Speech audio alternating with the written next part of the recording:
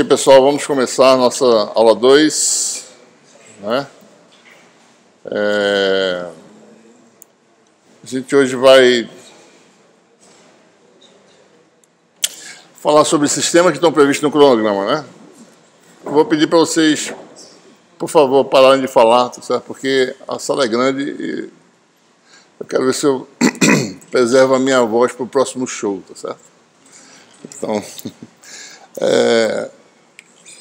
Então, hoje a gente vai falar sobre integração, né? Falar sobre integrais de linha, superfície e volume, né? Vai estabelecer novamente, notação, são coisas que vocês já viram antes. E vai terminar essa aula de hoje com o gradiente, né? E o operador nabla, que é utilizado em todas as equações de Maxwell. Okay? Bom, então, o primeiro conceito que a gente tem, tá certo? É a integral de linha, né? Geralmente, uma superfície no espaço tridimensional, né, que a gente está trabalhando. É uma equação do tipo, uma relação entre coordenadas no sistema, né? Se for o sistema de coordenadas cartesiano, uma relação entre as coordenadas x, y, z. A gente sempre pode escrever uma equação de superfície dessa forma, né? Por exemplo, z igual a x2 mais y2, né? Equação de uma paraboloide no espaço tridimensional, né? Isso aqui é o quê, né? Z menos x2 menos y2 igual a zero, né? Ou seja, S de x, yz igual a zero. É uma equação desse tipo, certo? E a gente, quando fala em integral de linha, a gente quer fazer a integração sobre um caminho, né? Um caminho C, certo? Deixa eu mudar essa cor aqui para ficar mais fácil.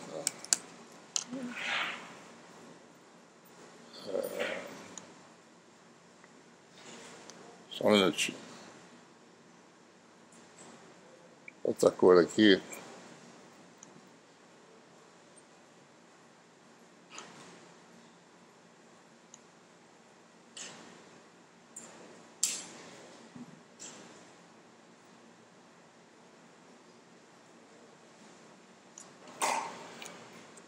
Então, a gente, quando quer falar sobre integração no caminho C, a gente tem que interceptar duas superfícies, né? Então, você tem que resolver um sistema de equações dessa forma, né? S1 é a primeira superfície, S2 é a segunda, então você tem mais ou menos algo assim, né? Duas superfícies interceptam nesse caminho C, né? Vocês estão vendo aí, certo? Então, em geral, você tem uma função escalar, em princípio, né? Vetorial também, mas vamos começar com uma função escalar, função de 3 variáveis, né? E você quer integrar f sobre c. Então, surge um primeiro conceito, né, que é a integral de linha sobre c com respeito a uma variável. Digamos, variável u qualquer. Por exemplo, se u for a variável x, você tem um tipo de integral. Se for a variável θ, simplesmente coordenada esférica, é outro tipo de integral. Mas você... por que essas integrais são importantes? Porque as integrais seguintes, as mais complicadas, sempre recaem em termos de integrais, em termos de uma variável. Então, isso não é integral unidimensional tradicional, integral de f de x dx. Não, é uma integral de f sobre um caminho no espaço dimensional, né? E com respeito a uma variável. Por exemplo, vou fazer um exemplo aqui só para ver como é que seria. Se a variável for u igual a x, né? Digamos que você tem um caminho C, que vai de P1 a P2, né? O caminho C, como eu falei, é a interseção de duas superfícies, né? S1 e S2, certo? E a gente pode também, né, reexpressar essas equações, por exemplo, né, para eu poder fazer essa integral, tá?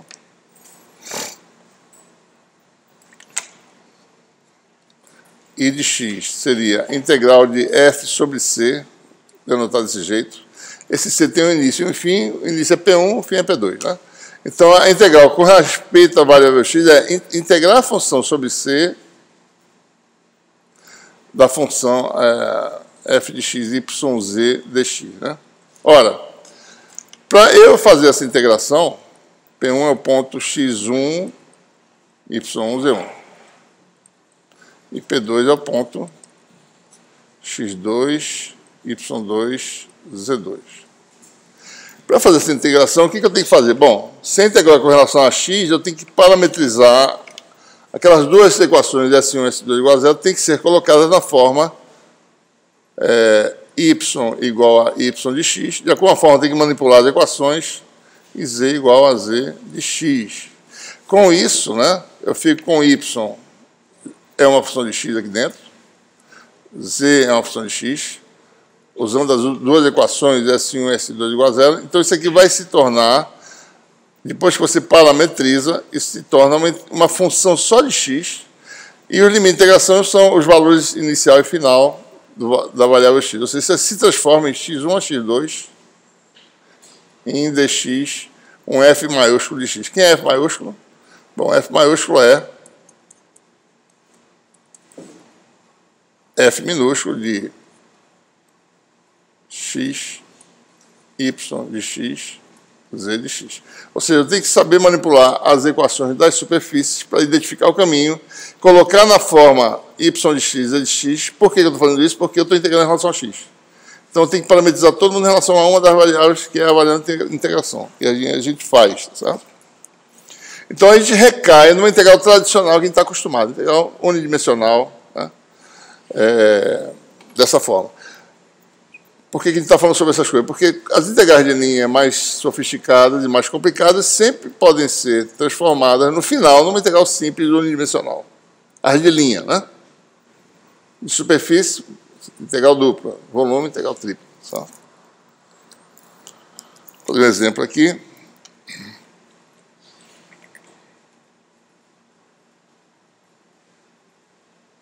Por exemplo, seja a função...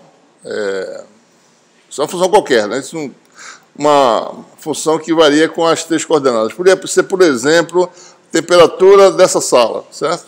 Varia com profundidade, altura e largura, x, y, z. Né? Então, a temperatura em cada ponto é diferente, né?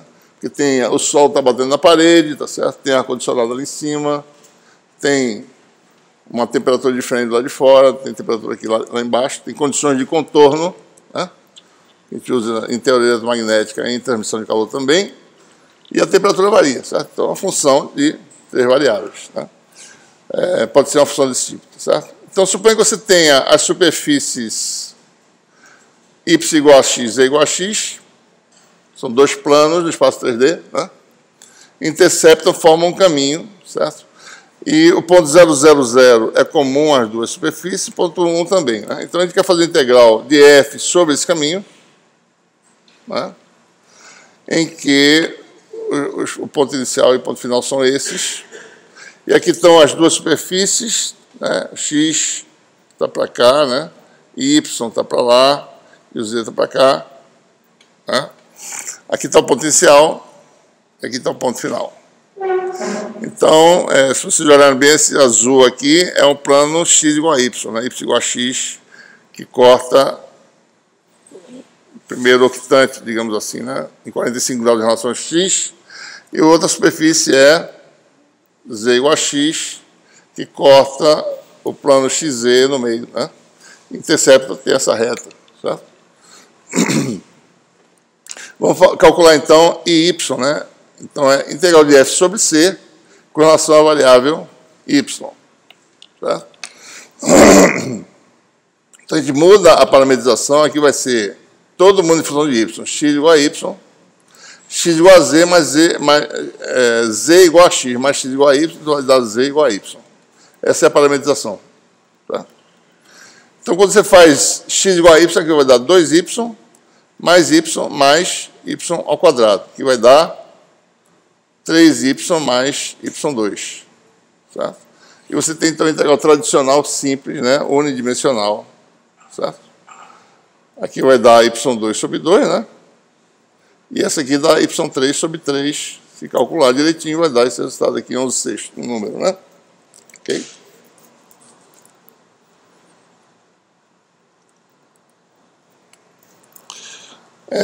Bom, então, integral de linha é isso, com respeito a uma variável, né?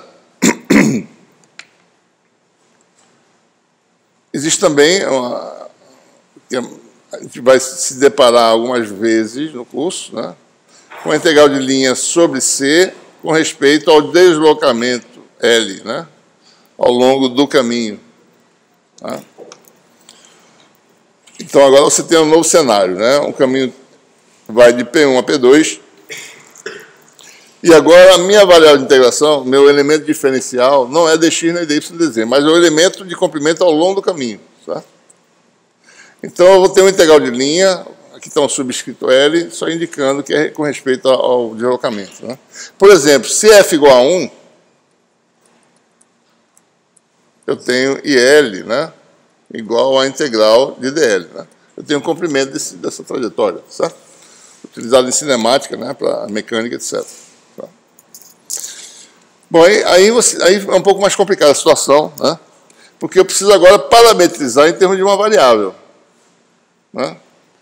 Eu tenho que, de alguma forma, expressar esse dl em termos de uma das coordenadas e o f também. Então, eu tenho que usar a equação do caminho. Por exemplo, se for fácil para mim parametrizar em relação a x, então eu pego y de x é de x, e eu, de alguma forma, tenho que dl expressar em função de x, tá certo? Como é que a gente faz isso? Aí a gente vai começar a usar nossas ferramentas de álgebra vetorial. O elemento de deslocamento do espaço dimensional, dl, né, um vetorzinho, certo? Se você decompõe em cartesianas, por exemplo, vai ter 3 componentes, né? Quem são?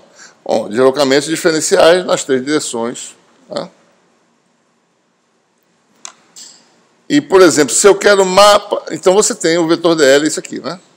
Que é a magnitude dl? Bom, dl ao quadrado é igual a produto escalar dele com ele mesmo, que vai dar o quê? dx ao quadrado mais dy ao quadrado mais dz ao quadrado. De posse da equação do caminho, e sabendo que é mais fácil parametrizar em relação a x, eu boto aqui dx de evidência. Certo? Aí fica aqui ax dx mais a y dy dx dx mais a d dx dx. Ou seja, como eu sei as equações y igual a y de x e z igual a z de x, porque eu parametrizei o caminho dessa forma, dy de x é calculado. dz dx é calculado. E a magnitude de dl é calculada usando essa expressão simples. Vai dar o quê? Bom, a magnitude de dl vai ser dx, 1 mais a taxa de variação de y em relação a x ao quadrado, mais a taxa de variação de z em relação a x ao quadrado. Observe que nesse processo eu extraí uma raiz quadrada, certo, pessoal? E o dx estava dentro da raiz, saiu. Né? Eu posso fazer isso porque dx não tem sinal, dx é sempre positivo. Qualquer que seja a orientação do caminho. As diferenciais numa integração são sempre números sem sinal. Certo? A coisa mais importante é vocês lembrarem, não confundam isso. Quem define o que vai acontecer se você vai para a direita, ou para a esquerda, ou para cima ou para baixo, são os limites de integração. Certo? Então, o diferencial não tem sinal. Certo? E o limite de integração no final é que eu vou decidir para onde você foi. Para frente ou para trás. Tá? Então, não tem nenhum erro em fazer essa fatoração e tirar o x de dentro da raiz quadrada. Tá? Então, essa é uma forma de parametrizar. Ou seja, o que foi que eu fiz? Vamos voltar aqui e lembrar. A nossa integração original era o quê?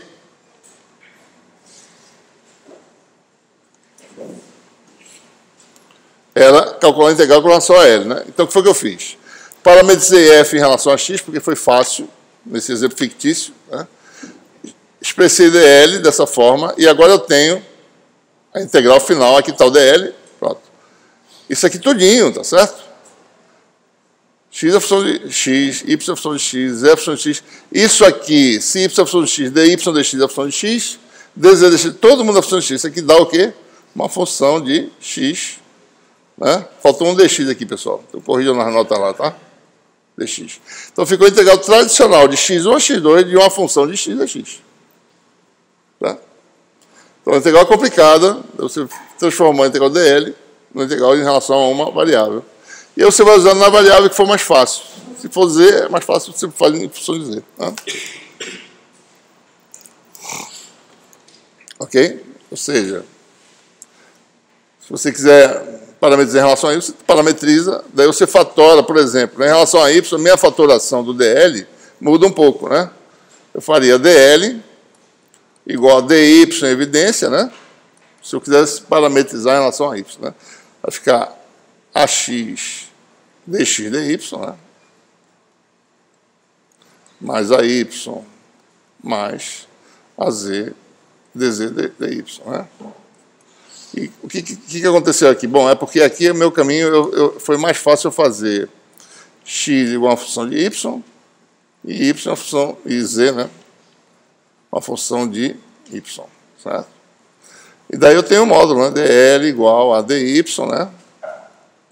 1 mais dx dy quadrado mais dz dy quadrado. Eu tenho novamente a integral agora em relação a uma variável, parametriza todo mundo em função de y, isso aqui é a função de y, está resolvido a questão, certo? Bom, aí surge a questão, né? Tudo bem, cartesianas é fácil, né? dx, dy, dz, e nos outros sistemas, né? Quem é dl? Porque dl é um elemento fundamental no cálculo integral de linha, né? Como é que eu expresso dl nos outros sistemas, certo? Se você tem um sistema UVW qualquer, abstrato, né? O dl vai ter 3 componentes, certo? Um elemento diferencial na direção U, um na direção V e um na direção W. Se a gente for ver direitinho, nos sistemas de coordenadas que a gente trabalha, em geral, esses comprimentos são fator de escala vezes a diferencial da coordenada. Certo? É sempre assim. Né? Fator de escala vezes a diferencial da coordenada. Por exemplo, em cilíndricas, a variável φ é número, né? Não é comprimento. Certo? Δφ é um diferencial de número. Precisa de um fator de escala para transformar isso num comprimento diferencial. Tá? Então, esse fator de escala é exatamente esse elementozinho que aparece para você compensar isso aí. Né? Por exemplo, no sistema de coordenadas retangulares cartesianas, esses fatores H, né? A gente chama de fatores H, sabe? São todos unitários. Né? dl na direção x é dx mesmo, dl na direção y é dy mesmo, né? E dl na direção z é dz. Né? Certo? Bom, e nos outros sistemas que a gente trabalha? Bom, vamos ver em cilíndricas, né? Cilíndrica, só lembrando, tá certo? Eu preciso saber aqui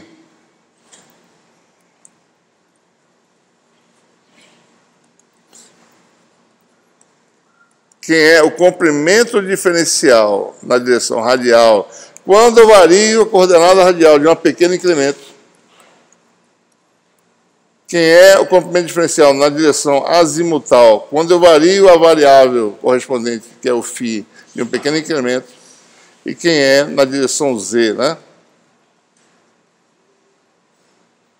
Ora, se eu variar z de dz, o comprimento diferencial é o próprio dz, né? Que já é coordenada métrica, né? Então, h é igual a... Isso aqui dá 1 dz, tá? Na direção radial, se eu variar r de uma pequena quantidade, eu tenho a variação de 1 dr, certo? Então, o parâmetro h também é 1, né? Só aqui que a gente tem que olhar direitinho, certo? Olha para essa figura, se eu vario φ de uma pequena quantidade, eu produzo um elemento de comprimento de uma circunferência, né? dlr, que é simplesmente comprimento r de φ. Então, o parâmetro h é quem? H2 igual a r. Então, em cilíndricas, H1 vale 1, H2 vale r, H3 vale 1, certo? Mesma coisa esférica, né? Essa mesma pergunta a gente faz. Bom, quem é o dl produzido para cada incremento em cada direção?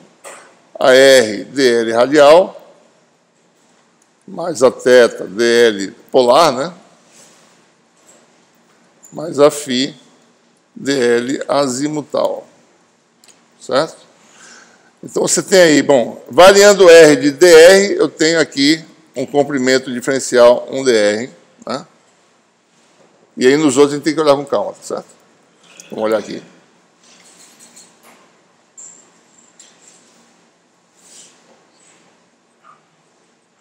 Bom, na direção polar, né? O θ está aqui, tá certo? Tá assim, deixa eu ver. Bom, já fiz dr aqui, né? Se eu vario θ de dθ, que é essa variação aqui, ó, eu estou numa esfera de raio R, eu tenho comprimento R dθ. Né? Então, eu tenho o meu H2 igual a R. H1 D1, né? Finalmente, se eu vario o φ de dφ, eu estou correndo numa circunferência de raio R projetado, isso aqui é θ, né? Esse raio aqui, certo? R seno de θ. Certo? Então, você tem, então, um incremento. A circunferência é essa aqui, ó. R seno de θ vezes o incremento aqui, que é dφ, né? Então, R seno de θ, dφ. Então, o fator H é essa função aqui, certo? R seno de θ, né? Então, H3 é R seno de θ. Observe que os fatores H são funções das coordenadas, certo? Alguns são constantes, outros função. H1 D1 aqui. H2 depende da distância à origem. H3 depende da distância e do ângulo polar. Certo? Então, em esféricas, né? dl vai ser... Oi. Pode repetir, por favor, a parte do R seno de θ. Pessoal, eu vou repetir a pergunta para poder ouvir aqui, tá certo? Tá bom? R seno de θ está aqui, né? Estamos correndo com... observe, quando faz isso aí, você mantém as 3 variáveis, varia só uma, mantém as outras 2 constantes. Tá? Então, eu estou variando, mantendo o R fixo, primeira coordenada, variando só a segunda, que é θ, e mantendo o φ fixo. Estou nesse semiplano aqui, certo? Então, eu estou correndo numa esfera de raio fixo R. Isso aqui é um segmento da circunferência, né? Se você varia dθ, o comprimento é R dθ. Maiúsculo, tá? E na terceira, você agora corre nessa circunferência no plano aqui, ó. Porque você fixou o R, tá certo? Vamos olhar para esse R aqui, ó. Daqui para cá. Né? O θ está fixado, só variou o φ. Ficou R seno de θ, que é o raio, dφ. Beleza? Então você tem...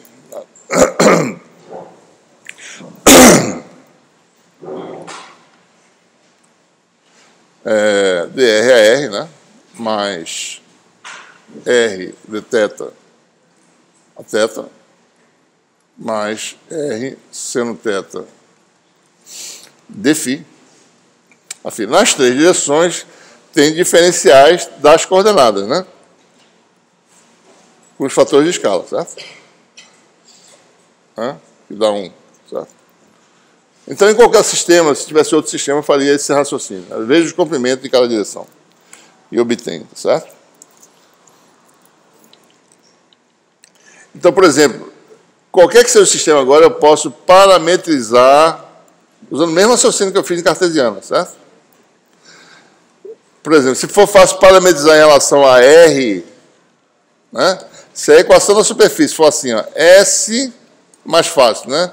Igual a θ de R, né? Φ de R.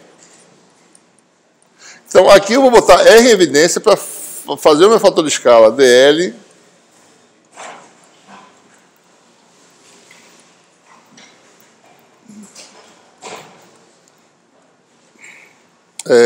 mais R dθ, né? R dθ, dr, a θ, mais R seno θ dφ, mais R seno θ dφ dr, afim. Então, se meu tipo de parametrização mais conveniente for em relação a R, faz isso aqui, calcula o módulo, dr vai dar dr, fica uma coisa bem grande, né? 1 mais R2 dθ dr ao quadrado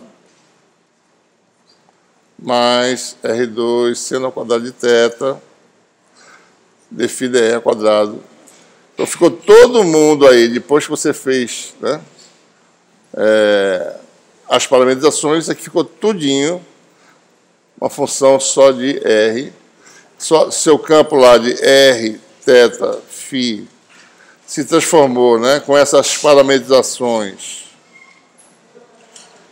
uma função também só de R, né? Então você tem integral de f de R, algo vezes depende de R, do ponto inicial R1 a R2. Resolveu o problema, tá? Oi.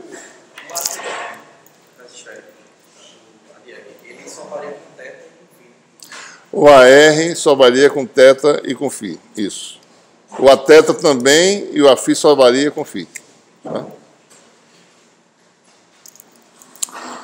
Muito bem.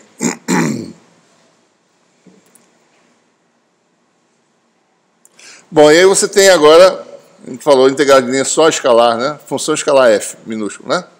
Agora a gente vai ter também integrais de linha envolvendo vetores. Combinações de vetores. Você pode ter uma função escalar vezes um vetor dl, por exemplo. Pode acontecer isso, né?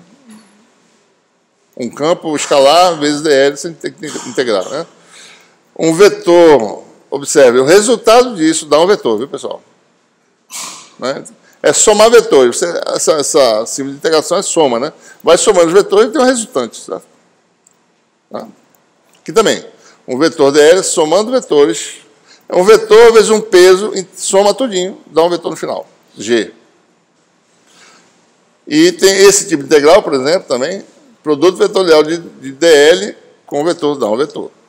Uma que a gente vai se deparar bastante, e ela que está com ênfase aqui, é quando existe o produto escalar do elemento de deslocamento com o vetor f, certo? Essa integral, tradicionalmente, é denominada de integral de linha do vetor f, certo? Então, a integral de linha de um vetor f é aquela que dá um produto escalar de dl com f. Embora essas sejam integrais de linha de um vetor, tá certo? Mas a que a gente chama de integral de linha é essa escalar aqui. O pessoal tradicionalmente usa porque ela ocorre mais frequentemente. Né? Então, ela tradicionalmente recebe esse nome. Né? O que nós temos? Você tem aí um caminho, né?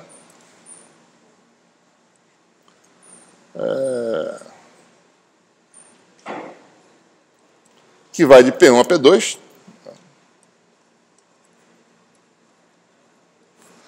Caminho, né? O elemento de deslocamento ao longo do caminho dl, cuja magnitude dá o comprimentozinho diferencial. Tá? E esse vetor também pode ser escrito como em termos de um versor unitário t, tangente à trajetória. De que forma? Bom, como a gente falou, né? Todo vetor pode ser escrito como sua magnitude, vezes o versor, no mesmo direção e sentido desse vetor. Então, posso escrever sempre como comprimentozinho dele, versor unitária. Então, o que é que aparece no núcleo da integral aqui? Tudo escalar. É simplesmente dl escalar f é f escalar esse versor, que dá ft, dl. Isso aqui é o quê? É a projeção de f sobre a tangente e a trajetória. Então, essa integral é a integral da projeção de vetor, né, vezes dl tradicional comprimento. Né? Integral de linha da projeção do vetor ao longo da trajetória. Tá certo? Então, no fundo, né, isso recai em quê? Isso aqui não virou um escalar agora, né? Isso aqui recai numa integral de um escalar dl que a gente acabou de falar. Certo? E a dl recai numa integral em relação a uma variável, como a gente falou, introduziu. Né? Por isso que eu estou dizendo, ele vai recair nas integrais. E no final, a última integral recai na integral tradicional unidimensional, no caso da integral de linha. Né? Certo? Bom, se o caminho é fechado, né, essa operação aqui é chamada de circulação de F. Isso aqui tem um significado físico, certo? A circulação dá essa propriedade do campo dele fazer isso, né? Certo? Por exemplo, você tem um redemoinho no mar, né? Ou então no vento. Você tem um campo de velocidade que está fazendo isso aqui, né? Então, a circulação dá dessa propriedade, certo? Só para... Eu vou falar agora, vou repetir isso depois, né? Quando a gente fala em campos físicos, isso vai ter uma conotação. A integração é sempre feita com a área do lado esquerdo do percurso, tá certo? Se vocês olharem aqui, né, a área está do lado esquerdo, da forma que eu estou orientando aqui o caminho, tá certo? Então o caminho está fazendo assim, ó.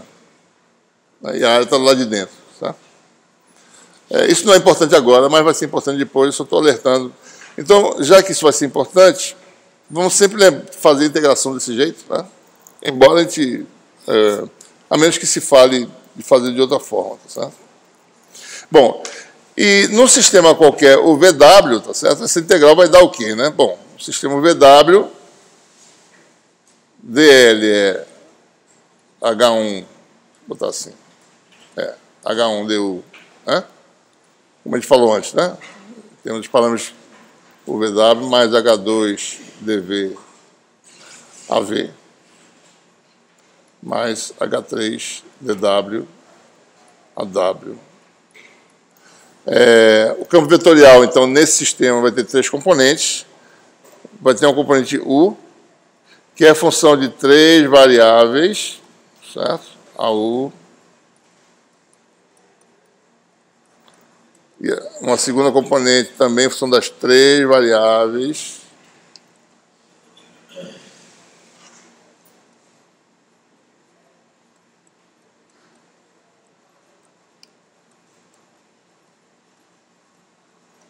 Quando eu faço o escalar desses dois, você vai ter FU vezes isso, mais FV vezes isso, mais FW vezes isso. Vai ter esse resultado aqui, certo? Então, a integral de linha, ela vira a soma de 3 integrais de linha com relação a uma variável, certo? Né? Certo? Que é como se sempre cai nessa integral, né? Certo?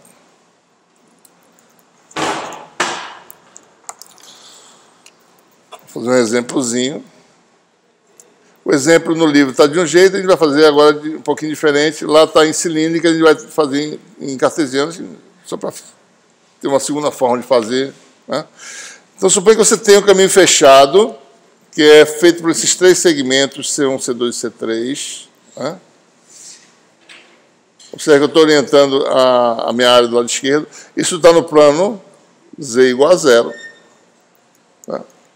Um caminho, um triângulozinho. Esse primeiro segmento vai de 0, 0 até 2,2 no plano Z igual a 0. Esse aqui vai de 2,2 a 0,2 e o terceiro vai de 0,2 até 0,0. Então vamos calcular a circulação de um campo vetorial, e o campo vetorial, no caso, é esse campo aqui, certo?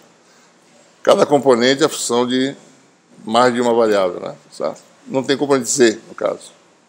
Mesmo que tivesse, FDL dava 0. Então, não tem importância como dizer. Então, o caminho C1, vamos parametrizar, né? C1 é a interseção de 2 superfícies. Z igual a 0, que é o plano, primeira superfície. Segunda é o plano Z igual a X, que é esse plano aqui, certo? Então, isso vai dar um caminho C1. Caminho C2, Z igual a 0, Y constante em 2. Né? Essa aqui é a equação. Terceiro caminho, Z igual a 0, e X agora que é 0, né? Que é o eixo Y. X igual a 0, eixo Y, é o plano X igual a 0, na realidade. Né? Então, você vai ter o eixo Y quando intercepta com Z igual a 0. Então, se você olhar o campo vetorial, nesses 3 caminhos, tem que calcular o campo vetorial em cada caminho. Caminho C1, quem é o campo vetorial? Bom, Y igual a X, vai dar X vezes X, dá X2. X2 a X, certo? Oi. Se desse para mim só essa imagem, eu poderia assumir que é bidimensional e ignorar a componente Z. Se você só visse essa imagem... Peraí, qual é a pergunta? Repete. Omitir Z igual a 0, nesse caso. Pode, certo? Mas eu só estou mostrando... a pergunta é se pode omitir o Z igual a 0 nesse caso, já que está no plano Z igual a 0. Pode, claro que pode. Eu só estou botando aqui para demonstrar, só para lembrar que é a interseção de 2 superfícies. Um caminho é uma interseção só para isso. Mas não precisa isso aqui. O Z vai ser sempre 0, certo? Tá bom? Mas só para a gente lembrar, ó, sempre é um caminho entre a interseção da superfície. Estou lembrando você que uma delas está aqui. Está embutida, tá? Z igual a zero. Tá? Então, vamos lá. X vezes X, né? Y igual a X dá X2. Y2 é X2. Então, F no caminho C1 dá X2 a X mais a Y. Quem é DL? Bom, DL é dx a X mais dy a Y. Só lembrando, né? DL.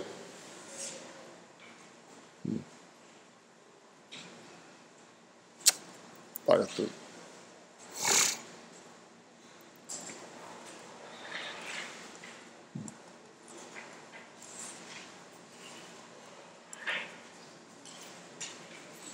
A equação geral é essa, né? Mais dz a z. Daí vem essa pergunta sua, tá certo? Tem que lembrar que z é constante, né? Z igual a zero. Quem é dz? Zero. Eu não tenho como dizer, tá? Y igual a x. Quem é dy? Bom, dy é igual a dx, tá? Então você tem dx, dx. Então ficou aqui dx a x mais a y. Segundo caminho, quem é f? Bom, y é 2, está fixo, né? Vai dar 2x, y igual a 2 dá 4, mais 4y. Ou seja, f não é qualquer. Sobre o caminho ele tem um valor, né? Uma expressão específica. Quem é dl? Bom, y não é constante? Quem é dy? Igual a zero. Se y igual a 2, dy igual a zero. Né? Dz já é zero, ficou dx a x. Observe que eu não estou me preocupando para onde o caminho vai, para onde qual é a orientação. Eu estou botando só a expressão sem sinal. Tá? É isso que vocês não podem esquecer. Tá? É sem sinal aqui. Né? Ah, não é menos porque está voltando, não, é mais dx. Tá? Ok? Finalmente, em C3, que é esse aqui, agora x é fixo. Né? Que vale zero, né? Então não tem essa componente. Certo? E y vale y mesmo. Y igual a y2 a y. Então f tem essa expressão. Quem é dl? Bom, dl é dx a x, dx dá zero, que x é constante. E dá dy a y, sem sinal. Daí vamos fazer. Fdl é fazer esse, por exemplo, no caminho C1 vai dar x2 dx, a x com a x dá 1, a y com a y dá 1, dá 2. Né? Então vai dar 2x2 dx no caminho C1. Caminho C2, produto escalar aqui, isso aqui não tem importância, vai dar 2x dx. Caminho C3 vai dar y2 dy. Limites de integração. Em C1, a integral é em relação a x, né? X varia de 0 até 2. Caminho C2, a integral vai ser em relação a x. X varia de quanto? De 2 até 0. Caminho C3, y varia de 2 até 0. Você tem aqui as integrais. X varia de 0 a 2, primeiro segmento. X varia de 2 a 0 no segundo. E y varia de 2 a 0 no terceiro. Tá? Então, tudo correto, sem botar o sinal em nada. Isso que vai cuidar da orientação, os limites de integração. Tá? Então, você vai ter x3 sobre 3, 8 terços. Daí tem x2 sobre 2, dá x2, dá menos 4. E aqui dá y3 sobre 3, dá menos 8 terços. E dá o resultado final, menos 4 terços. Dá um número, né? Integral, tá? Então, a circulação, esse campo F, ele tem circulação não nula, né? Tá? Muito bem. Próximo tipo de integração que a gente vai fazer é agora a integral de superfície, que a gente agora vai ter integral dupla. Superfície é o produto de duas dimensões, né? Então, vai ter uma dimensão diferencial de um lado e outra no outro sentido. Então, vai ser o produto das duas. Tá? Então, você tem integrais desse tipo, primeiro envolvendo um escalar, de sigma, né? Por exemplo, né? Tem aqui uma superfície, né? Agora a equação da superfície é a equação, né? S igual a zero, certo? Uma equação S de x igual a zero. Então, a superfície, né? Aqui está a normal a superfície, aqui tem um campo vetorial que a gente vai usar daqui a pouco. Elemento de área de sigma, sigma é a superfície. No curso, superfícies vão ser sempre chamadas pela letra sigma maiúscula, certo? Se vocês forem olhar no nosso livro, e-book, que está online, as superfícies estão com a letra S, né? Mas isso está sendo mudado no livro definitivo, porque S é vetor de pointing lá na frente, daí, para não confundir, a gente mudou para cima, certo? Por exemplo, né, um integral de superfície, algo assim, né? F sobre a superfície sigma. Quando F igual a 1, isso aqui dá o quê? F igual a 1 dá a área da superfície. Por exemplo, uma forma de calcular a área é usar F igual a 1. Então, o que nós temos aí, né? Nós precisamos expressar nosso elemento de área, tá certo? Quem é ele, né? E mais uma vez vem o conceito de vetor, né? A gente vai falar no vetor área diferencial. Tá? Com esse vetor, eu calculo a magnitude dele, que é a área diferencial. Oi?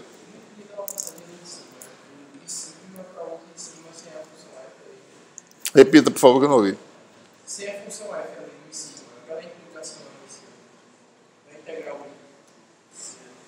Aqui tem o integral de f de sigma, certo? Se f for 1, a integral é de 1 de sigma, que dá a área da superfície. Tá?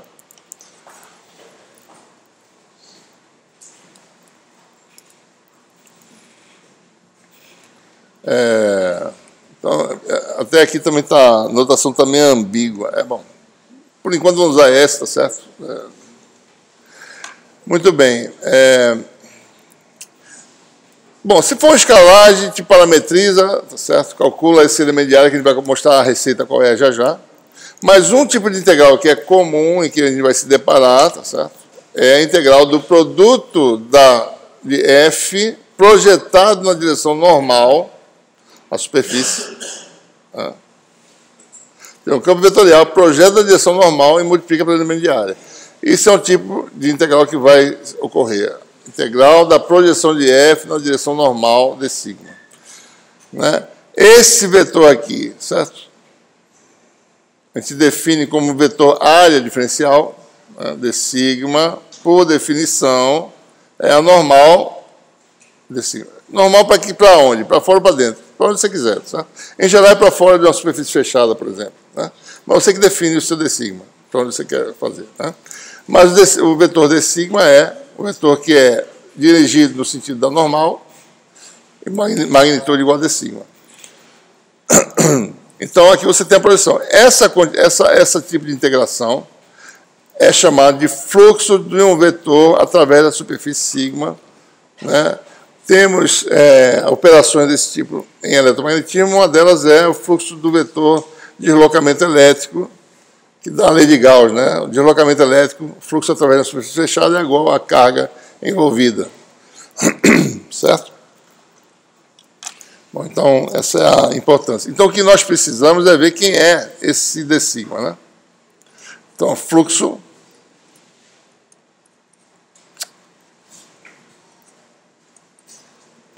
então, no fundo, é isso aqui, né? De sigma, escalar, F. Quem é de sigma? É a normal vezes de sigma. Observe, eu estou falando essa simbologia aqui, mas isso aqui é uma integral dupla, tá? São duas integrais, porque de sigma é a área, é um produto de dois comprimentos diferenciais. Certo? Então, a gente sempre usa um símbolo só, mas quer dizer que são, na hora de calcular mesmo, você quebra em duas integrais e faz. Tá? Bom, quem é de sigma? Bom, e daí depende, né, do sistema de coordenadas. Em geral, o de sigma, vamos olhar aqui a figura, né? No sistema de coordenadas qualquer, o VW, você tem aí, na direção U, é o produto de um segmento ortogonal, né? Que é H2DV, esse comendo aqui, né? comprimento na segunda direção, na direção 2, né? H2DV, vezes o comprimento na direção 3, que é H3DW. Então, na direção U, o d sigma, né, é um vetor, né, que você decompõe, vai ter como área, essa área projetada ortogonal a U. Né? Então, a primeira componente é AU, H2, H3, DV, DW. A segunda, na direção V, vai ser o segmento na direção 1 vezes o segmento na direção 3, né, que é esse aqui, tá certo? Mais ou menos, né? Que é igual a esse. Então, faz uma permutação cíclica aqui, ó. H3, H1, DW, DU. Né? E na direção W vai ser para o segmento... porque não está mostrando aqui. Este aqui, certo? Que é aproximadamente igual a esse, né? Embora seja um curvado diferente aqui do jeito que a gente fez, mas é tão pequeno que é mais ou menos igual, tá certo? Isso é igual a isso, né? Vezes isso aqui, que é H2. H2DV e H3DW, né? Aliás, desculpe. Isso aqui não. Isso aqui é H1DU vezes H2DV. Então, dá isso aqui, certo? Então, essa é a forma geral do d sigma em qualquer sistema de coordenadas. E a gente pode calcular no nosso sistema em coordenadas cartesianas. Todos os H são iguais a 1. Né? Essa aqui é a expressão geral em cartesianas para o d sigma. Em cilíndricas, né? H2, que é R, H3 vale 1, DV, DW. Né? H3, que vale 1, H1, que vale 1, DU, DV. DU, DW, aliás, certo? E, finalmente, H1, H2, H1 está aqui, e H2 vale 1, DU, que é o R, DV, que está aqui. Tá? Então, essa é a expressão geral para o d sigma. É claro que ele nunca vai usar 3 componentes, sempre vai estar uma superfície que é uma dessas componentes apenas que sobrevive. Tá? Em esféricas, eu posso fazer um desenho que fica mais fácil a gente ver. Né? Em esfera, um elemento, né, é o radial,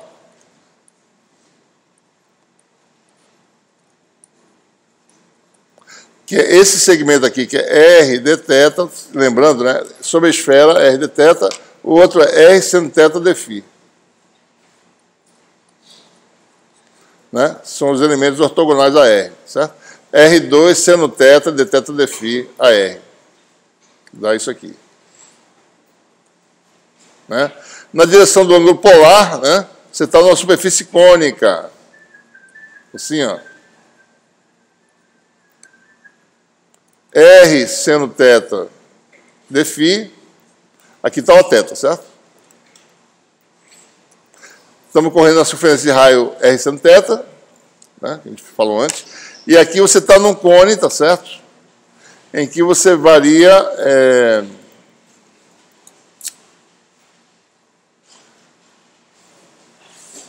o θ, né? De R e dθ, né? Isso aqui está errado, desculpe. R seno θ d φ, isso aqui é dr, desculpe. Você está assim, né? No cone, certo? Você está correndo sobre a superfície cônica, então tem um comprimento dr aqui, certo? Esse aqui é o cone, né, que vai lá para a origem. Né? Esse aqui é dr, isso aqui é a circunferência variando φ. Então vai dar R seno θ dr d φ, segunda componente.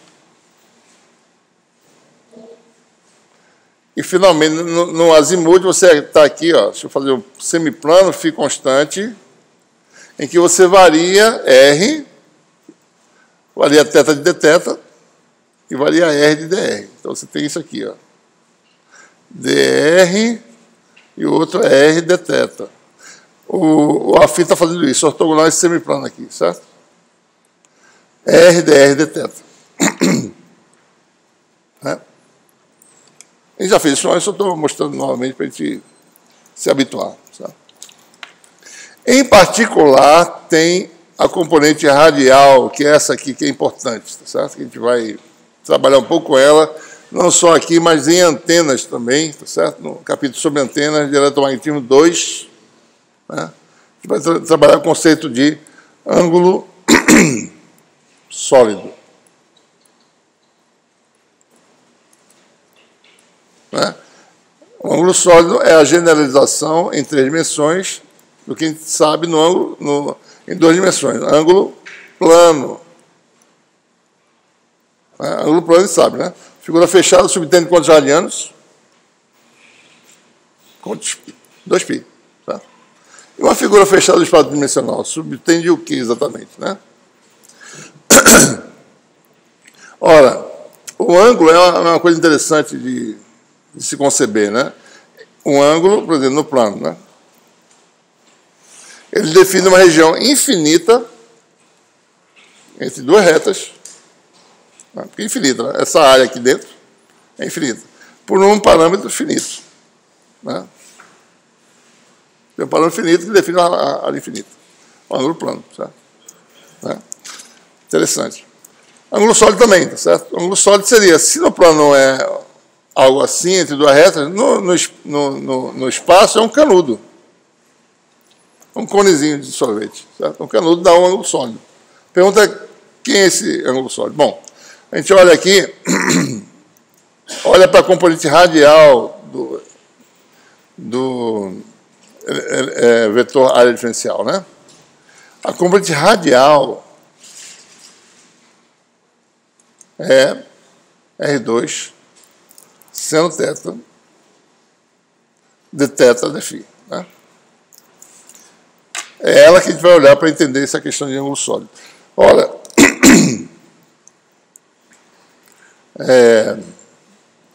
então observe aqui o ângulo plano. Né? Então, o ângulo plano você tem a uma distância R. Como é que define uma coisa finita para uma coisa que é infinita? Né? Você simplesmente sabe que esse comprimento aumenta com a distância, faz a razão dos 2. Daí você cancela esse aumento de distância.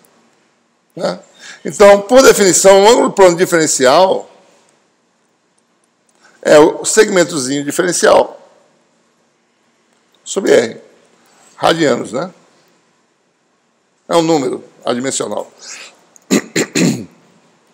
Certo? Se eu quiser calcular o ângulo sólido total de uma figura fechada, eu sei que vai dar 2π radianos. Né? Pega uma diferença, né? Isso aqui vai dar 2π radianos. Certo? Né? E se você integrar esse comprimento, vai dar 2πr. O fator é o ângulo plano. Na mesma coisa, a gente define aí o ângulo sólido, né? Olhando para uma superfície esférica. Olha esse canudo aqui. Né? Esse canudinho diferencial subtende uma área de sigma radial. Né? Por quê? Por que radial? Porque aqui está o versor AR e o limiar ortogonal a AR é de sigma radial. Ora, de sigma radial aumenta com o quadrado de R. Né? Então, para eu definir um parâmetro finito, eu vou dividir por quem? Pelo quadrado da distância. Daí eu tenho um número que não aumenta, né? Nem diminui. Então, olhando aqui, né? Se eu faço de sigma radial semelhantemente ao caso do plano, se eu dividir não por R, mas pelo quadrado de R, eu tenho isso aqui como sendo o diferencial de ângulo sólido. E nesse caso, quanto é que ele dá? Dá isso aqui, dá a parte angular dessa expressão. Né?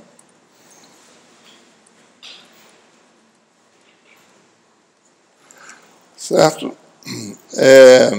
Ângulo sólido, se ângulo plano é medido em radianos, ângulo sólido é medido em esfero-radianos. Esfero, né? Esférico.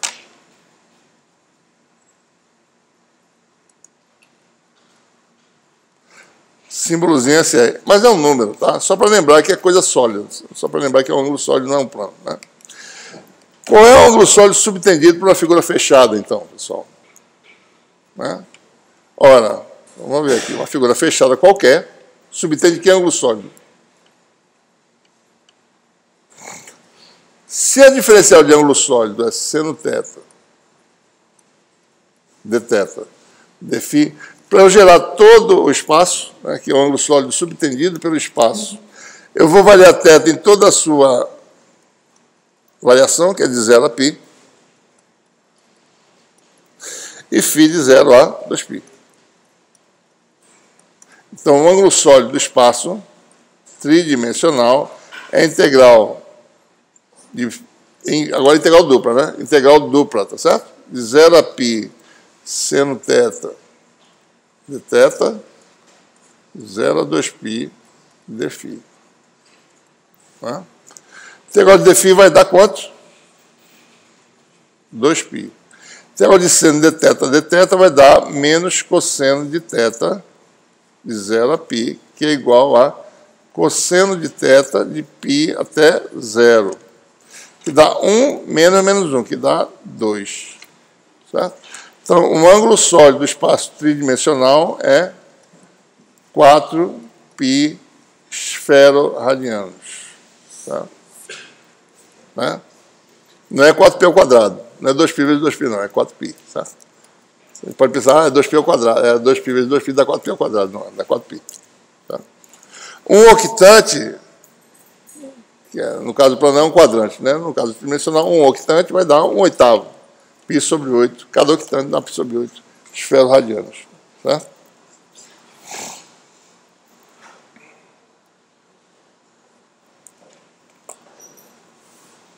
Fala, meu filho, parou aqui. Bom, vou fazer um exemplozinho aqui, né?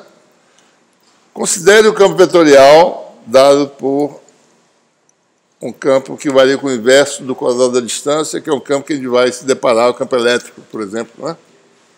Cai com o inverso do quadrado da distância e é radial, né? Vamos calcular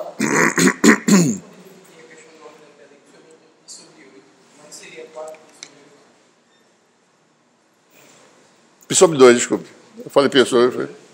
Desculpe, está errado. Então, erro aqui nosso. Né? Um octante não é π sobre 8, é 4π sobre 8, que dá π sobre 2. Né? Tá? Obrigado. Então, voltou aqui. Vamos fazer esse exemplozinho, né? Suponha que você tenha um campo vetorial que varia com o inverso quadrado da distância, vou calcular o fluxo desse vetor, né, através de um octante da superfície esférica de raio A, né? Como nessa figurinha aqui, tá certo? Raio da esfera é A, estou só aqui num octante do espaço tridimensional. Então, o que eu quero calcular é o fluxo de d sigma vezes F. F é radial, né? Então, F d sigma vai ser a componente radial de F, que é FR, vezes d sigma radial. E esse aqui nós sabemos que é R2 de ômega. Mas R variar, né? Então é A2 de ômega, certo? E, por sua vez, o campo sobre a superfície esférica, tem que calcular em cima da superfície, é AR sobre A ao quadrado. Certo? Então, quando eu faço o escalar de F com DR, vai dar AR escalar, vai dar 1 sobre A2, vezes A2, que vai dar 1. Né? Está aqui. Ó. Dá isso aqui. Ó. Ou seja, integral do ângulo sólido de ômega. Né? Certo? Então, no octante, né, 4π sobre 8 dá π sobre 2. Né? Então, você não precisa nem calcular a integral dupla. Sabendo o ângulo sólido, né? Integral da diferencial de ângulo sólido, sabendo onde é que você está, é fácil o resultado. Dá o ângulo sólido daquela região, que dá π sobre 2 esferoradianos. Certo? Então, observem esse campo aqui, né, que tem essa informação importante. O campo que varia com o inverso quadrado da distância, né, quando integrado numa esfera, vai dar sempre um valor constante.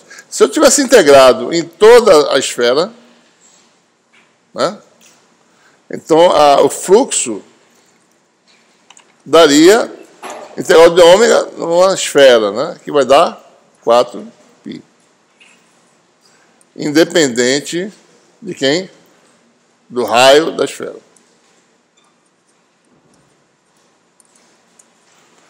Onde eu calcular longe, no infinito ou na origem, esse campo tem um fluxo que é constante. Tá? Mesmo princípio da lei de Gauss, né? O fluxo dado do deslocamento elétrico sempre vai ser constante, igual a carga envolvida. Vem daqui, certo? Porque o campo varia com essa distância, você tem uma figura fechada que subtende um ângulo sólido de 4π. A gente vai voltar a isso, certo? Mas só estou adiantando aqui de onde vai surgir isso, né? Vem daqui.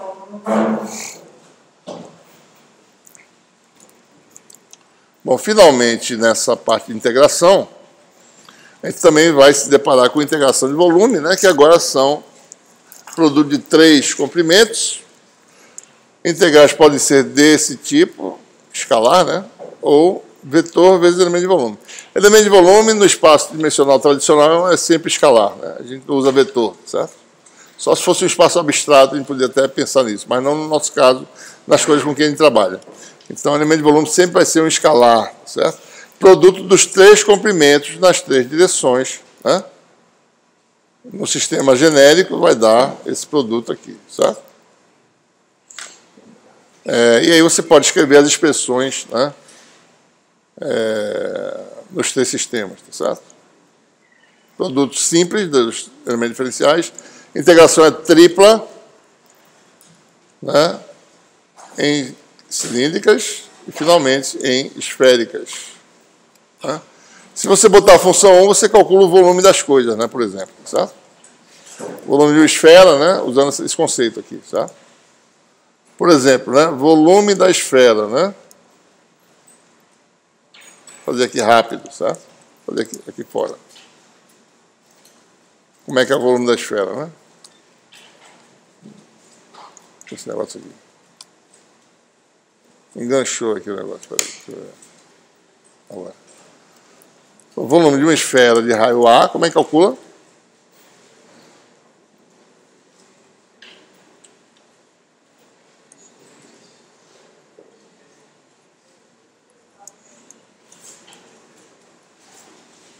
Bom, então o volume da esfera de raio A é integral de dV, né? Na região R menor ou igual a A. A região R menor ou igual a A é aquela que vai até A. Você termina em A, que é a superfície esférica. Isso aqui vai ser o integral tripla, né? Integral de R, de 0 a A.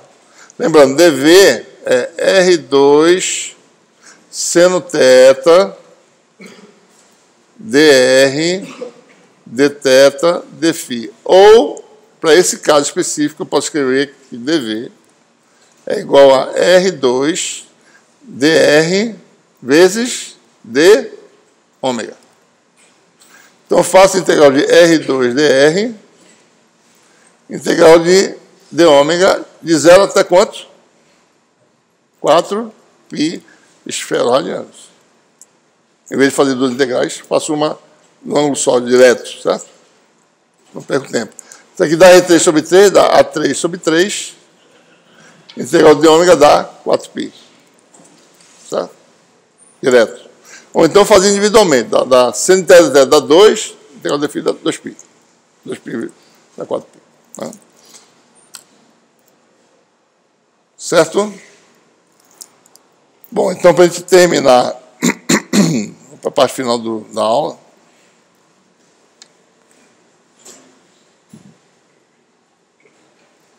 vamos agora conceituar essa operação diferencial chamada gradiente, né? Gradiente é uma operação diferencial. Está sumindo aqui na minha tela esse negócio.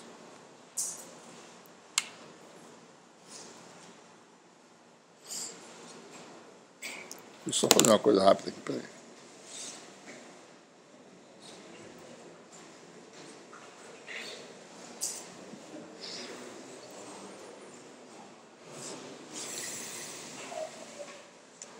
Bom, gradiente é uma operação diferencial sobre uma função escalar que dá um vetor, fornece um vetor, tá certo?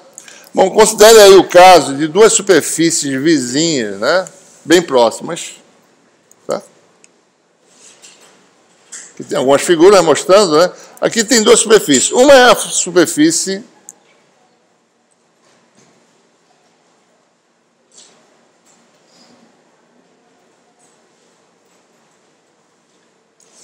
F igual a C, certo? Então, vai ser de um pequeno incremento, tem uma superfície bem próxima, parecida com ela, deslocada um pouquinho, né? Bom, vamos definir dois pontos, P e Q. Nessa figura, P está em S1 e Q está em S2, né? Mas eu posso botar em qualquer lugar, tá? Só um exemplo fixo, simples. DL é o vetor de deslocamento diferencial de um ponto P a um ponto Q, onde quer que ele esteja, desde que esteja muito próximo, né? Então, tem algumas situações. Por exemplo, P em S1, Q em S2. Eu tenho também, por exemplo, P em S1 e Q também em S1, né? Eu tenho outra situação, P em S1, Q em S2, indo numa direção ortogonal à superfície S1. Tá? Bom, quem é o elemento de área... Desculpe, o elemento de comprimento diferencial, bom, em princípio em cartesianas, para ele ficar mais simples, né? 3 componentes, né? F varia de uma pequena quantidade, né? Que quantidade é essa? DC. Quando você vai de S1 para S2, tá? F igual a C é equação da superfície. A variação de F da função... Veja, nós temos uma função de 3 variáveis, certo? Vamos lá. F é uma função de 3 variáveis. Isso não é nada, é só uma função. Função escalar. A gente vai usar muito a função escalar, no nosso caso, o seu potencial eletrostático. Né? F igual a C se transforma numa superfície. Se fosse o seu potencial, seria uma superfície equipotencial. Todos os pontos da superfície têm o mesmo potencial elétrico. Né? Certo? Então, F é uma função de 3 variáveis, não tem aspecto geométrico no espaço, é uma função. Tá? Não dá para fazer uma função, uma quarta variável, função de 3 variáveis. Né? Representar geometricamente não consegue ver. Tá? Mas F igual a C, sim, vira uma superfície, você pode ver. Tá? Então, a pergunta é, se eu vario C de DC, quem é a variação F de DF? Ou seja, se eu vou da superfície 1 para 2, quem é DF? Ora, DF pode ser calculado em primeira ordem, né?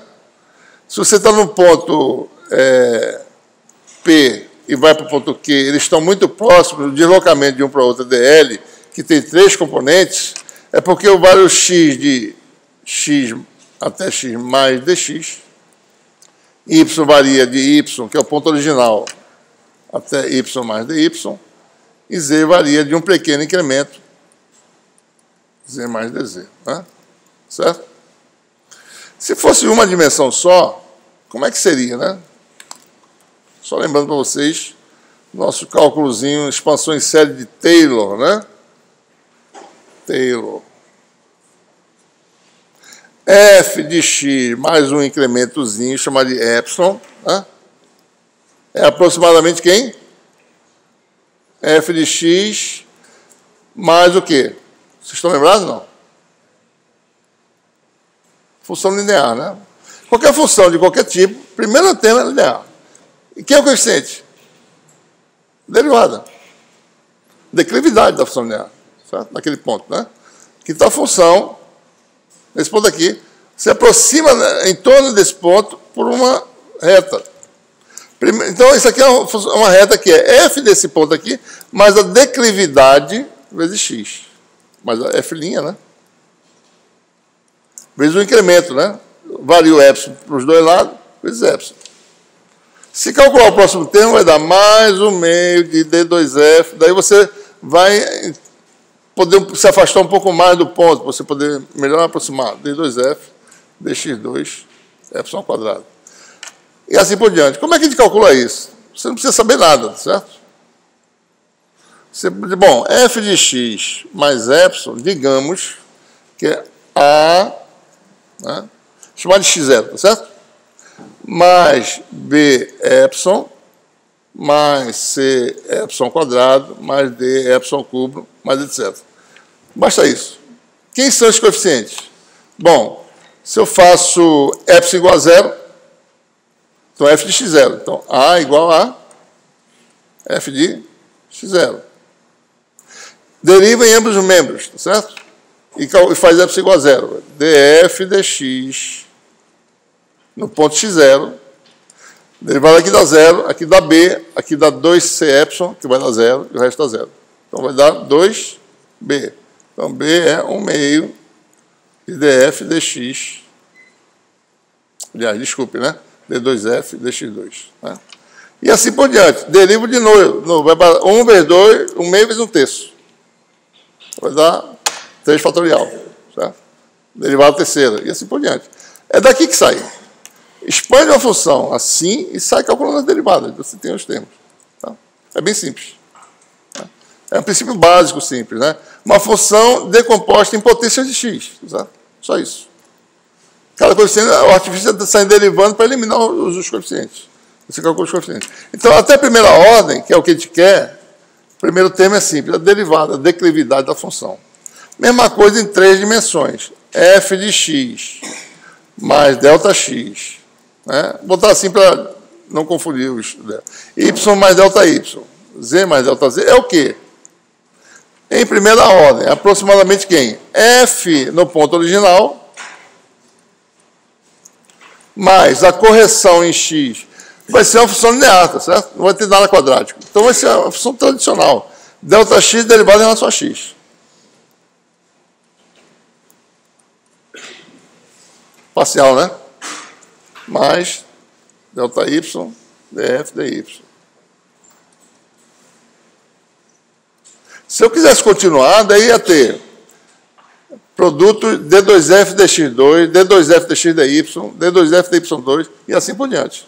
Mesmo princípio, expande uma função de 2 variáveis com todos os termos. A mais bx, né? Se eu fizesse assim, A mais bx mais cy. Oi? Ali em cima, no df dx, em x é igual a 2b. Está errado aqui, né? Era para ser B, né? era só b. Tá B. Aí eu errei aqui. Eu estava pensando no próximo já. Peraí, isso aqui. Não, isso aqui está certo. Não, isso aqui é C, na realidade. Não, isso aqui está certo. É B. Isso aqui é C. Esse aqui está errado também, certo? Isso aqui é C. Né? A gente está falando desse aqui. Porque já, todo mundo deu 0. Se eu fizesse em 2 variáveis, faz o mesmo princípio. Você quer saber o coeficiente? Expande, tá certo? Ó, uma função de 3 variáveis. A mais bx mais dy mais dz. Daí você tem. O próximo termo é o quê? É x2 mais fy2 mais gz2. Tem mais termo quadrático, né? hxy, né? Chamar de ixz mais jyz. Então, até segunda ordem, você tem que botar todos esses termos.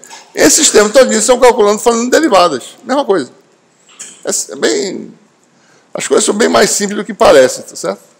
Só fazer isso, daí você calcula. Em primeira ordem, dá o quê? Deriva em relação a x, dá 0. Isso aqui sai, todo mundo dá 0. B igual a df dx. C igual a df dy. D igual a df dz. E o resto a gente não está preocupado agora, certo? Então, é isso aqui. Tá?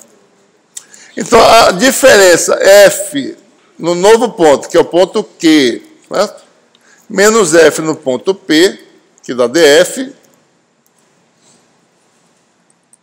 dá um produto, né, de 3 termos, né? ΔX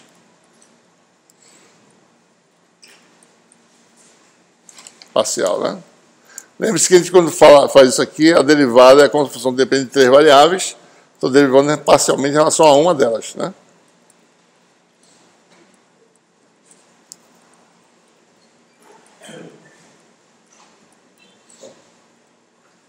Certo? Então, voltando, né? Vamos chamar de volta de dx, tá certo? Que é a nossa anotação, né? dy. Só para mostrar, eu fiz assim, delta para mostrar a expansão. Então, lembrando, dl tem 3 componentes, tá certo?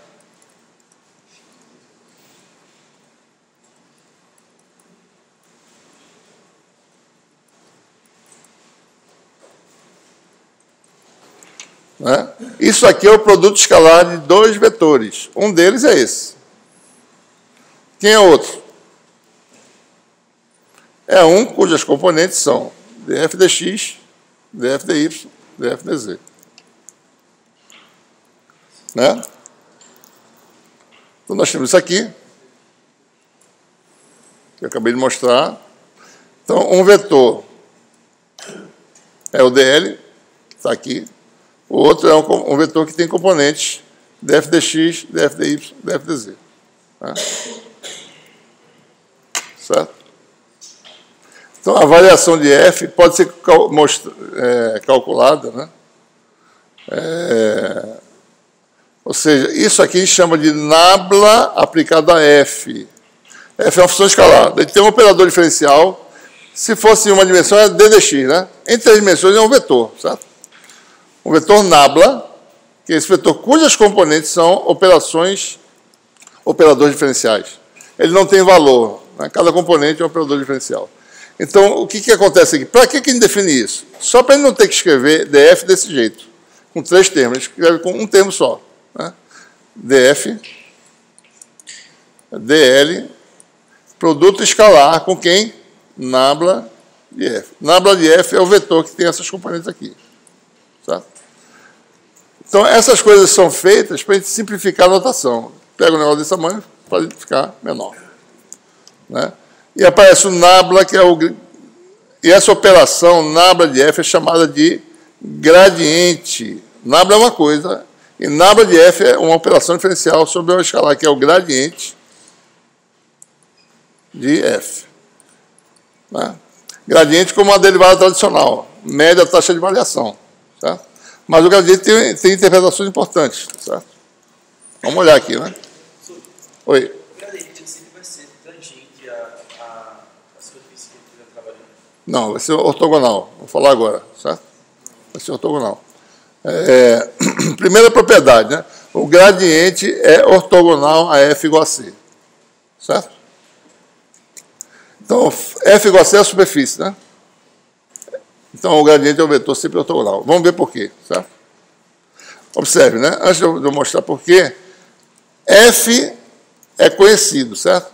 Eu tenho um ponto inicial, x, y, z. Por exemplo, 1, 2, 3. Eu vou lá e vou calcular. Bom, deixa eu calcular a derivada em relação a x no ponto x, 1, 2, 3. Derivada em relação a y no ponto 1, 2, 3. Derivada em relação a z no ponto 2, 3. Eu obtenho um vetor bem definido. Um vetor aqui, A, certo? Está assim, apontando o espaço naquele ponto, numa direção fixa, para cada ponto do espaço. Tá? Então, a pergunta é, que orientação é esse vetor? A gente faz isso nessa construção aqui, ó. Nessa segunda aqui, certo? Se eu pegar P e Q sobre a superfície, bem próximos, eu estou no plano tangente aqui, tá certo? Né? Quem é df nesse caso? Eu não saí da superfície. Se isso aqui é f igual a c, quem é df quando eu for de P para Q sobre a superfície? Dá quanto? C menos C, que dá 0. Eu estou na mesma superfície. Então, se eu pegar um dl e orientar na tangente, o produto escalar dá 0. Como esse vetor é fixo, isso só tem uma possibilidade. Se, nesse caso, né, gradiente de f for ortogonal a f igual a c. Certo? Porque eu peguei uma direção específica, todas as direções tangentes à superfície do ponto estão dando produto escalar 0, porque f é o gradiente ortogonal à superfície. Certo? Okay? Então, a primeira propriedade é essa, né?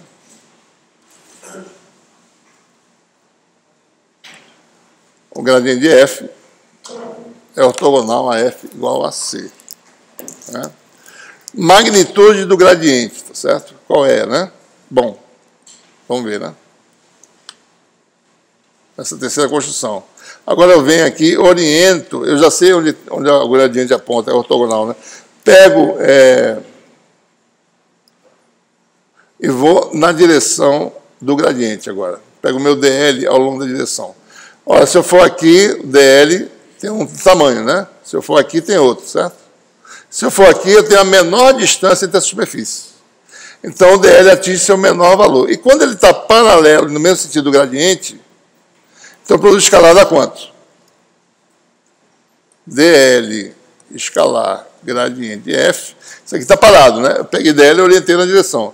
Módulo dele, que dá L o menor valor possível. Módulo gradiente. Cosseno de 0, que dá 1. Certo? Isso aqui dá quem? df. A variação agora do df, né? Que foi da superfície primeira para a segunda. Tá? Então, aqui me diz qual é a informação. Quem é a magnitude do gradiente de um vetor, de uma função? df, dl, mínimo. O que é isso? máxima taxa de variação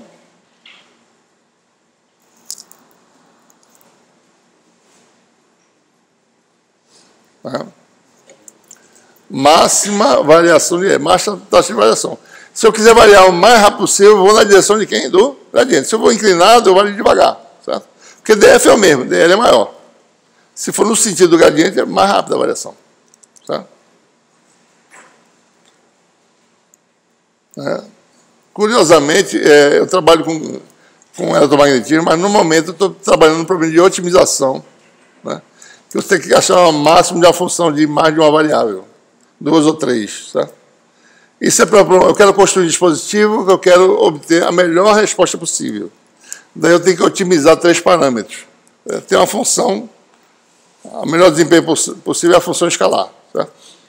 Daí eu quero saber onde é que está o máximo dessa função, certo? Daí eu sigo o gradiente, certo? O gradiente vai dar a direção mais rápida para chegar ao máximo. Segue o gradiente.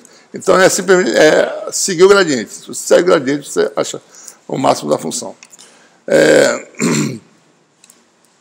Observe que aponta no sentido de máxima variação de f, né, e a magnitude é máxima variação, taxa de variação, certo?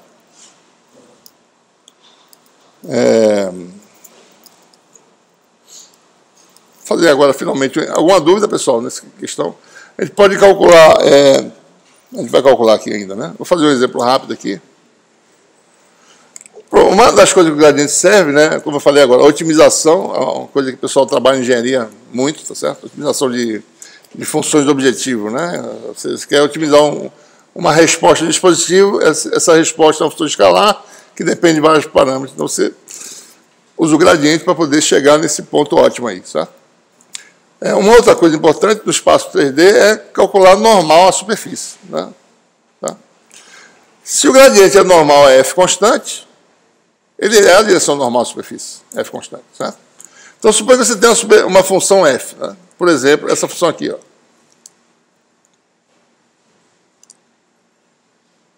Função x sobre a ao quadrado, mais y sobre b ao quadrado, mais e sobre c ao quadrado. O que é essa função, pessoal? Bom, essa função não é nada ainda, né? Por enquanto, é só uma função, certo? Né? Agora, se eu fizer f igual a 1, ela se transforma num elipsoide. Né? X sobre a ao quadrado, mais y sobre b ao quadrado, mais i sobre c ao quadrado é um elipsoide. Então, se eu calcular o gradiente de f em f igual a 1, eu tenho, então, a normal a esse elipsoide aqui, certo? Semi-eixos A, né? Na direção x, B na direção y, e C na direção Z, né? Certo? Então, calculo o gradiente, né? Expressa, por exemplo, né? Bom, calculo o gradiente, dá isso aqui, né? Mas só que isso aqui não é no elipsoide, né? Se você calcular o gradiente, né? Vai dar 2x sobre a ao quadrado. Aliás, dá 1 sobre A2 derivado de x2, que dá 2x, né? Então, dá 2x sobre A2. O outro vai dar 2y sobre B2. Então, vai dar isso aqui, certo? Isso aqui é o gradiente. É ortogonal a várias superfícies distintas. A superfície f igual a 1 é que dá o elipsoide que a gente está falando. Então, eu tenho que fazer f igual a 1. Bom, se eu faço f igual a 1, então eu tenho aqui que z tem que ser uma função de x e y, né? Cadê? Deixa eu diminuir aqui, peraí. Onde é que está? Se eu faço f igual a 1, eu tenho que expressar z em função de x e y, tá certo? Isso aqui é a expressão de z em função de x e y. Bom, se z for positivo, porque tem raiz quadrada aqui, tá? Por isso que tem mais ou menos. A raiz mais dá a parte de z positivo, a raiz menos dá a parte de z negativo. Então, vai ter a normal na região z positivo, ou mais. Isso aqui está errado, essa anotação aqui, tá certo? Isso aqui é outra anotação que confunde aqui. Deixa eu tirar isso aqui por enquanto, tá? O mais, você tem um vetor unitário, um versor, né? Do lado positivo, do lado de baixo você teria a solução com o sinal negativo, né? Então, no lado de cima você usa mais, no lado de baixo você usa menos. E quando você expressa z em função das coordenadas no elipsoide, z é dado por isso. Então, você tem que jogar isso aqui dentro para ter o gradiente sobre o elipsoide. Então vai ter duas expressões, vai ter dois vetores ortogonais, um do lado de cima e do lado de baixo, né? Dado por essa expressão gigante aqui, né? Componente x foi a derivada, y e z foi a impulsão de x e y, tá certo? Isso aqui acho que é assim. 2z sobre c. Tá certo, isso aqui veio para cá, tá certo? Essa expressão em qualquer x e y. Do lado de cima dá mais, do lado de baixo dá menos. Certo? Né? Aqui está explicando, certo? Se você quer calcular o versor, divide por esse módulo desse vetor. Você calculou o versor. Né? É claro que você tem uma outra solução, que é, você tem a solução para cima, né? Tem a solução também para dentro. Basta mudar o sentido do vetor. Tá? E aqui embaixo também, para dentro e para fora. Tá? Então aí você tem as duas soluções possíveis. Né? Bom, para concluir a aula, né, nós temos aí o operador Nabla, que ele vai ser o ator principal do eletromagnetismo. Ele aparece em todas as equações de Maxwell. Né? Tem Nabla disso, Nabla daquilo, Nabla produto vetorial, Nabla produto escalar, Nabla, enfim, Nabla tudo, né? Certo? Então, com a expressão geral do Nabla, né? Cada componente é derivado em relação a um comprimento diferencial, ddx, comprimento diferencial, ddy, assim por diante. Né? Certo? Usando nossa anotação, isso aqui daria a expressão geral para o Nabla, né? dLu é H1du, dLv é H2dV, dLw é H3dW. Expressão geral para o Nabla em qualquer sistema. Em sistema XYZ, acabamos de mostrar qual é a expressão. RφZ, H1 vale 1, H2 vale R, H3 vale 1. Essa expressão, observe, né? Tem que dar comprimento, né? Então, quando você pega F, tem dimensão qualquer, e Nabla de F, vai dar F por unidade de comprimento. Esse gradiente aqui, certo? F por unidade de comprimento. Certo? Se F for potencial em volts, vai dar volt por metro. É campo elétrico. Certo? Vai ver, né?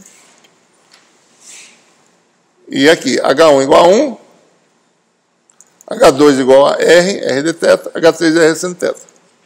Expressão em esféricas. Agora, a coisa mais importante quando vocês forem escrever o Nabla, certo? Os versores ficam sempre à esquerda dos operadores. Tá? Vocês estão vendo como é que eu estou escrevendo? A R primeiro, depois a derivada. A θ primeiro e R primeiro, depois a derivada. A φ depois a derivada. Por quê? Porque esses versores dependem das coordenadas. Certo? Se eu botar θ do lado de cá, eu tenho que derivar θ. Certo? Então, aí já está errado. Não é derivado de θ. É derivado de quem aparecer na frente depois. Mas o θ aqui já está do lado de fora. Certo? Então, isso aqui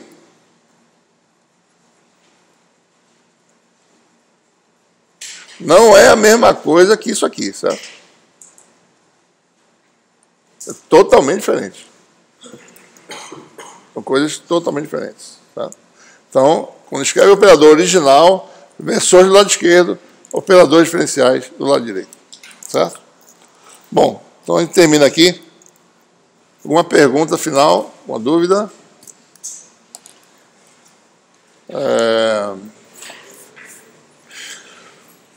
Então, vou passar a ata para vocês.